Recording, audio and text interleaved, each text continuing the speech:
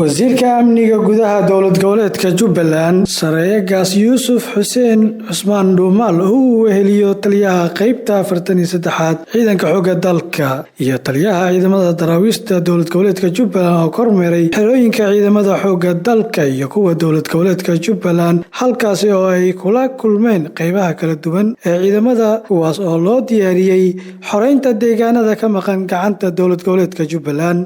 taliyaha ciidamada daraawiishta dowlad goboleedka Jubbaland General Ismaaciil Saxardiid Keedsane oo khudbad ka horjeediyay qaybaha kala duwan ee ciidamada ayaa kula dardaarmay inay shacabka Soomaaliyeed iyo hooyooyinka laga dulqaado kooxaha khawaarijta Al-Shabaab waxa uu sidoo kale xusay in ay degmada Faca Weyn ee Afmadow ay noqon doonto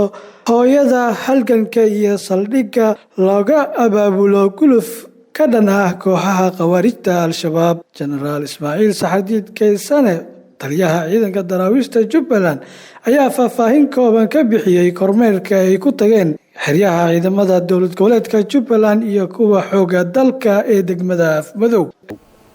ciidanka kala duwan ee ciidanka Jubbaland ciidamada amniga ee ciidanka xoogga dalka Soomaaliyeed ciidanka daraawiishta ciidanka booliiska ciidanka nabad sugidda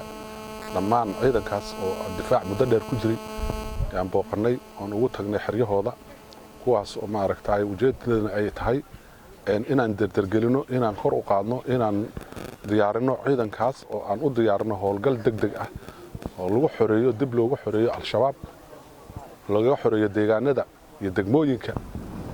maaragtay gobolkan uu leeyahay maamul goboleedka uu leeyahay ciidamadaas oo u diyaarsan inay howlgalaan waxa weeye alxamdulillah hawshaas aan qabsoontay waana diyaar Shirwa Umar Baruush idaacadda codka ciidamada qalabka sida degmada Afmadow.